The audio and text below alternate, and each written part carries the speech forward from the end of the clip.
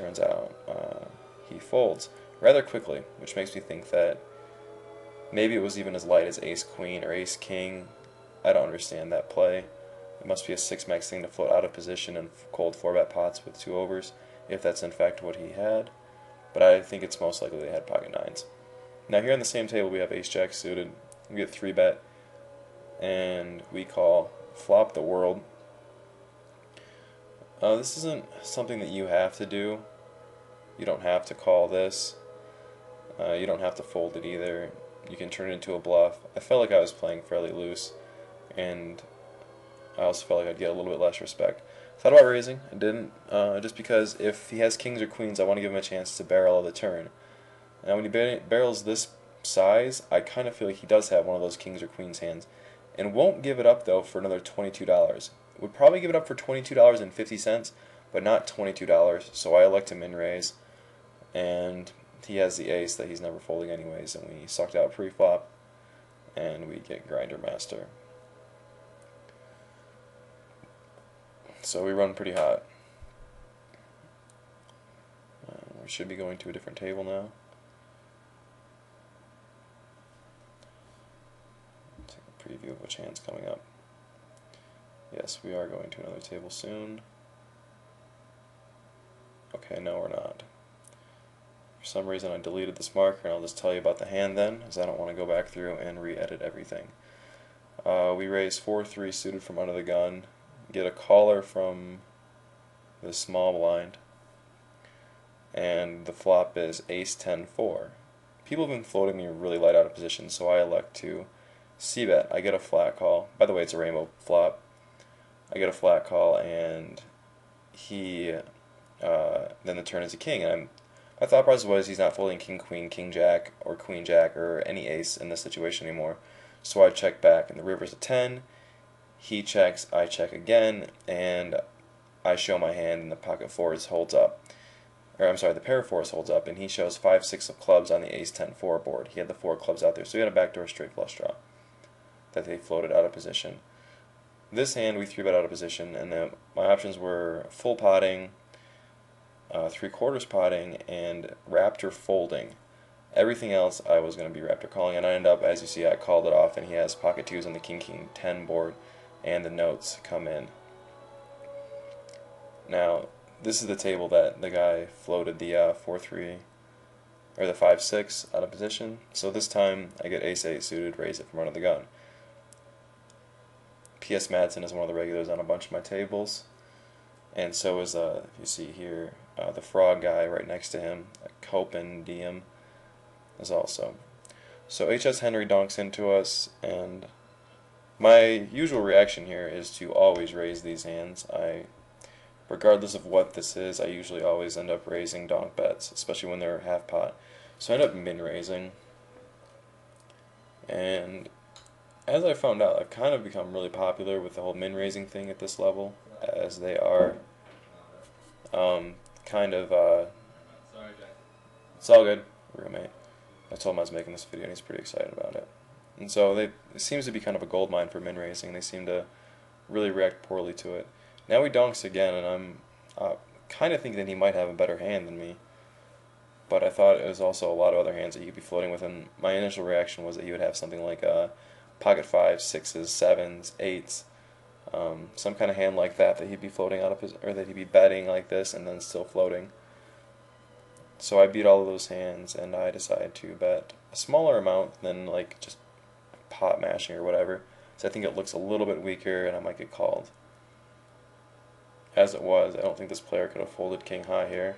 Maybe he'll fold king high here, but he ended up showing up with 4-3 of hearts. So donked the flop, then raised, got raised, called, donked the turn, got raised, called, and then check called it off on the river.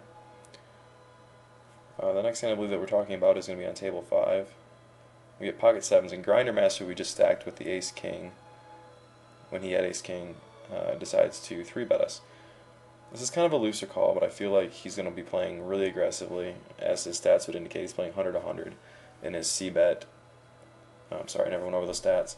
So VPIP is the 33, 21 is the PFR, infinite is his aggression factor. The next two numbers down are continuation bet is the white 100, and fold to continuation bet is the greenish blue 100. 6 is his 3-bet percentage. I like to keep my stats a little bit normal. So he doesn't have that high of a 3-bet percentage, but we did just stack him.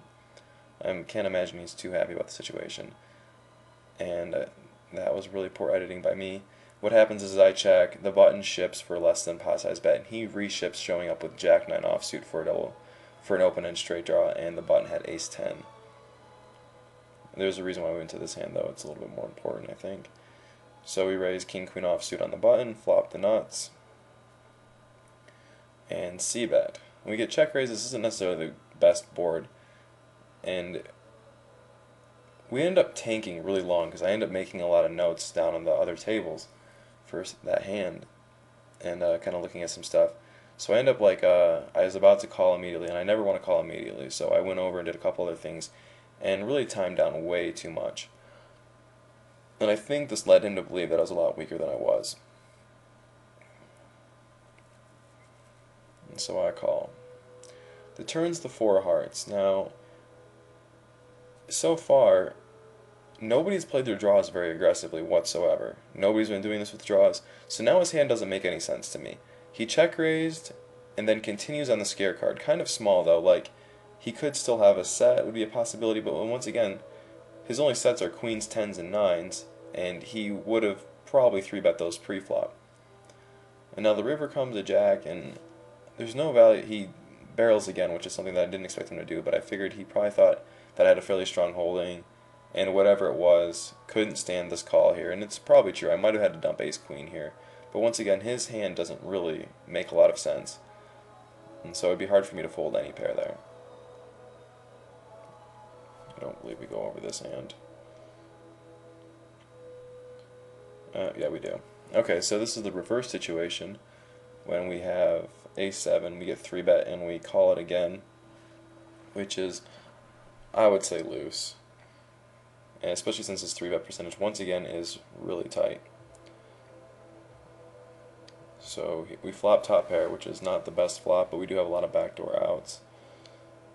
And here I go making a bunch of notes. I did make a lot of notes at this level, even though I probably will not play this level very often, or I'll probably play it again, but I plan on, after this dominating session that I had with him, I'll be moving up and playing 100 max, and then I'll take it from there. I'm probably playing 200 max.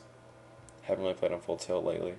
So he checks, I check, and not really falling for his shenanigans. I don't think he's going to call 3 streets with queens or kings or whatever.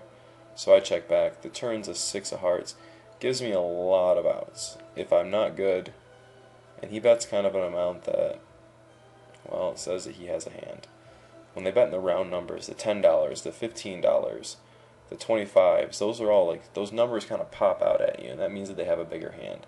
The reason why I called the river is I was getting better than 2 to 1, and well, his bet was kind of blocking-ish, so there's a chance where I'm even good, sometimes chopping. But you'll see the pot mash and the $25 bets, the $100 bets, the $50 bets, the $40 bets, those bets are going to be the ones that are usually really strong bets at this level. When you go up higher, then you have to worry about different players thinking different things, and some people bluff when they bet like 62 and 58, and other people's bluff when they bet 100 and back and forth, you know, and I think it's just more important to be unexploitable. And by being unexploitable would be the easiest way is just to make everything consistent. If you always bet in round numbers, and continue to always bet in round numbers. If you never bet in round numbers, never bet in round numbers. As you see, I tend to go with the 50 cent afterwards quite often. Here I make a small bet because I feel like he has 5s through 8s here. Maybe even a 4. Maybe a high diamond in his hand. If he hit a flush, I feel like we're getting the money in anyways. So I can bet a little bit half pot, you know. And the river is probably a really bad card for my hands. I feel like he probably would have called one more street with any 4 and any pocket 8s and any numbers in through there. If he had 5-6, I think that's a little bit worse of a play. Him making a flush on the turn I would find highly unlikely. And so we bet and he folds.